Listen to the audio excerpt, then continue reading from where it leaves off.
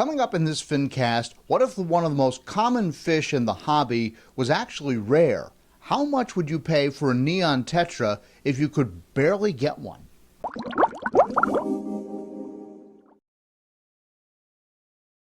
Oh, we use the extreme fish food quite a bit in our shop. We like it very much. It's very palatable for the fish. We a lot of times fish that don't eat other things will eat the pellets, which is a great thing.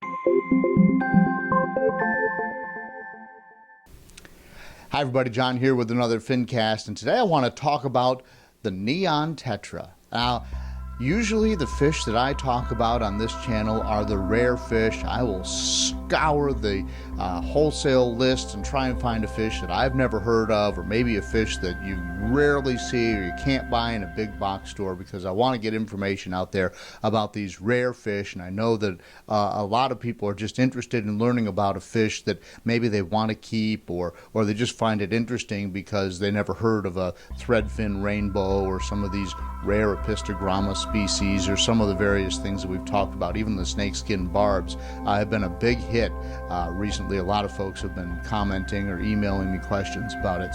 But today I want to talk about neon tetras, because I've got a group of them in my current planted aquarium, and they're somewhat overlooked because they're so common. But when you think about the fish, the fact that they're called a neon and that they are so brightly colored, and the way the LED lighting picks up on their colors, you would think that they would be the first thing that everybody looked at in this aquarium. You would believe that they would be the most outstanding character fish in that tank.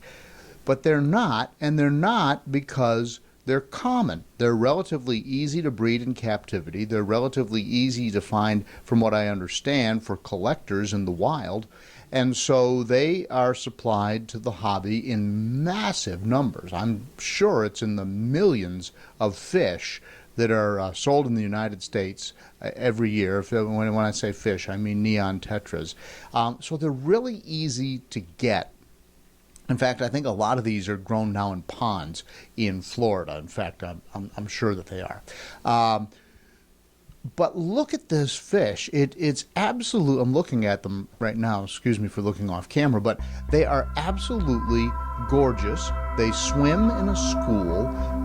Back in the day, they needed sort of that acidic water when they came from the wild, the typical Amazon River Basin water parameters. So murky, acidic water. Think of the Amazon, what you know about the Amazon, and that's where the neons come from originally. But now they've been bred in these ponds and in captivity for so long that it's an extremely easy fish to keep. And so when you think about its behaviors, this is a fish that swims in a school. It's inexpensive. I mean, if you look around a little bit, you can almost always find them for $1 or less, and certainly under $2 in all the big box stores. They always have a tank of neon tetras, so it's inexpensive, so you can get a lot of them. And what I would say to you is, you look at this fish, and of course, maybe some of you who are watching this are new to the hobby, and you're thinking, oh, I can get a pretty fish and I can get one or two of them and I won't have to spend a lot of money. And depending upon your tank size, I don't want you to buy more fish than what your tank can handle. But one of the things that I've realized, especially since I jumped over a decade ago, probably 2 decades ago now, when I jumped from keeping freshwater fish to saltwater fish and then back, you learn how expensive a saltwater fish is. So it's not unusual to spend, say, 20 to 25 bucks on one single clownfish, one Nemo, if you will. Well, what if you then take that sort of mentality in aquarium keeping and you bring it back over to the freshwater side, and now you look at the quote-unquote lowly neon tetra, and you say, all right, well, I'm not going to save money and buy 1 or 2 fish and spend $2. I'm going to spend 20 bucks on neon tetras and get 20 of them. Well, now you've got a group of fish in your aquarium that's absolutely spectacular, and you start to see the schooling behavior. Now you're seeing this fish in a way that you probably never had seen it before. And I've had tanks where I had one or two of just about any kind of tetra, but the neons in particular are not very swimmy fish. They're not real active, and so you get one neon tetra and it's kind of sitting there in the corner and it's doing this, and it's beautiful, but it's probably not happy because it wants to be in a school. And it's not doing a lot for you, but all of a sudden you get that school of fish, and even if 20 of them are sitting there doing this, well, that's kind of interesting, to be honest with you. And it certainly is eye-catching. And then if they start swimming around the tank all in the school, well, now you've really got something that's spectacular. So don't think of the neon tetra as a $1 fish that you can get one of or two of. Think of it as a $1 fish that you can get 7 or 8 or 10 or 20 of. In this particular aquarium, I started out with 7 and I've lost a couple. I honestly don't know where, but that school has leveled out at 5, and I've had 5 for months now. And they go in and around the plants. They typically stay in a group. You almost always see all 5 of them at the same time. Occasionally they'll break off and then they'll come back. And I'm not sure why. I have had aquariums where they didn't school, and I've had aquariums where they did, and most of the time they do. In this particular aquarium, with this big piece of driftwood, this is my big driftwood, huge driftwood project, and there's a whole series of reports, by the way, related to the very setup of this aquarium, the plants, etc., etc., etc., including some kind of unusual fertilizers from Dennerli, which is a new brand from Germany in the United States. But for whatever reason, the neons in this aquarium went in as a school, and they stay in a school all the time. Some of the other schooling fish I have in this tank, maybe when the lights come on in the morning, they'll be all hunkered together underneath the wood, and then as the day goes on, they spread out in the aquarium, and then they sort of get back to the school at night. But my neons tend to stay in school all the time, which I just think I think schooling fish are among the most interesting things that anybody can do in an aquarium anywhere at any time. Let me just spend a little bit of time and give you some information on water parameters for the neon in case you're trying to keep it or haven't kept it or you've been having trouble keeping it. We'll give you some temperature information and that sort of thing. Okay, so a quick rundown on the neon tetra, a little bit of background.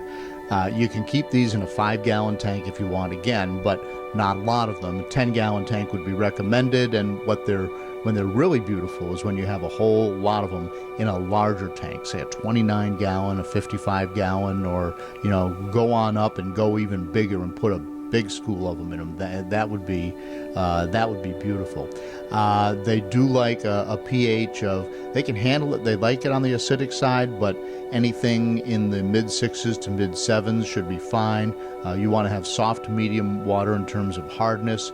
Water temperature 68 to 78 degrees is fine anywhere in that broad parameter. And these are fish, you hear about a jumbo neon tetra. I have read on the internet that they get up to 1.5 inches or 4 centimeters, but I've never seen one bigger than an inch. But they do grow that large. There is record of that. And by the way, this is a fish that literally, I talked about how popular and how common it is. It was one of the very first fish introduced into the hobby going way back to the 1930s. But it's just as popular now as it ever was for the reasons that I've already stated. And one of the things that I've learned in reading around on the internet is that it's been found in both clear water and black water streams in, as I said, Colombia, Peru, Brazil, South American streams. And one theory is that when they're in the darker water conditions, that their bright colors allow them to find one another for breeding purposes. So the species can identify one another easily in the darker waters, sometimes muddy waters, if you will. So that's one theory, and it sounds to me like something that makes sense. Now, and I have also heard that these fish can live up to 10 years 5 is more common, and there is a disease out there. It's got a lump. These neon tetras can get lumps on their body, and their color will fade, and they won't be able to swim anymore. And I think it's called literally the neon tetra disease. And so you want to be careful. It's almost always fatal, and I don't know what you can do about it. And probably it will spread from one fish to the other in your aquarium. So because they are so inexpensive, if you see a fish that's starting to labor and has those types of maladies, if you will, I'd get it out of the tank and euthanize it if you can. Flush it down the toilet and whatever. What you want to get it out of the fish tank before it dies and before all that spreads to the rest of the school if you have them. But it is called the neon tetra disease, and there's not much you can do about it, unfortunately. Of course, as you see in my tank, these fish really like to have hiding places, and they really like a natural planted tank with driftwood.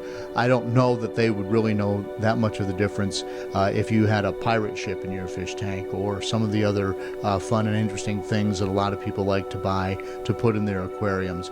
But the bottom line is that these fish like to have places to hide, and the more places you have in the little areas where they can duck into, the happier they're going to be, because let's face it, when they're out in the wild, they are the bottom of the food chain, and they're more likely to be eaten than to eat. Having said that, they do like wide variety of flake and pellet foods, and they will eat just about all of the small brine shrimp type of frozen foods that are available on the market, mosquito larvae if you can get it, that type of thing, and they will gladly take that. It is considered an omnivore out in the wild. But again, I feed mine just nothing but flake food and pellet food, and they are very happy and very healthy. A lot of people talk about breeding neon tetras. Some people say it's easy, some people say it's difficult. When you think you have a pair, you just move them off into another tank with soft water, water temperatures and so forth as I've described. Try to feed some live food and do a lot of water changes, and then remove the adults as soon as they lay the eggs, because the parents tend to eat the eggs in captivity. You should wind up having the opportunity to raise some small neon tetras. Again, I'm not into breeding the fish. I'm more interested in creating these display aquariums, and so that's that. One note that I will mention is that a lot of people confuse the neon tetra and the cardinal tetra.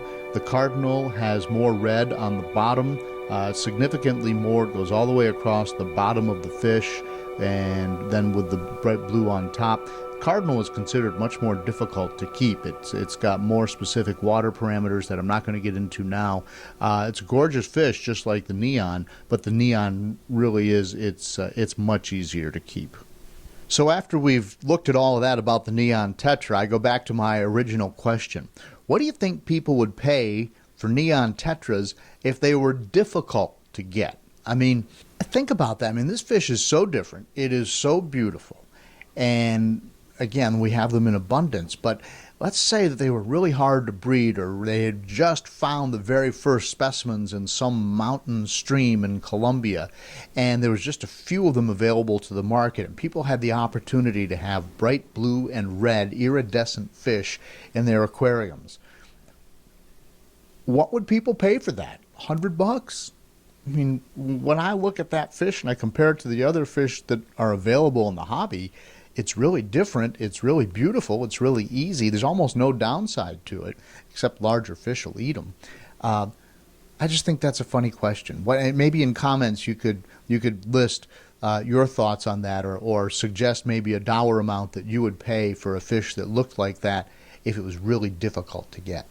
So folks, if you like this video, if you like any of my other Fincasts, I really appreciate it. I love it when you either want to leave a comment or a question. I try to answer all the questions that I get, so please do leave me a comment down below. Hit the subscribe button, because we've just passed 8,000 subscribers. Yay, I'm very happy about that. And I think I mentioned a couple of videos ago, we've passed over 1 million views now in terms of people who have watched the videos here on this channel. So I can't tell you how humbled and how appreciative I am of all of that. But please do give me a thumbs up if you like the video. feel free to share this. It helps spread the word about Fincasters and what we're doing here. And by all means, leave a comment down below. Thanks for watching, and I'll see you in the next Fincast.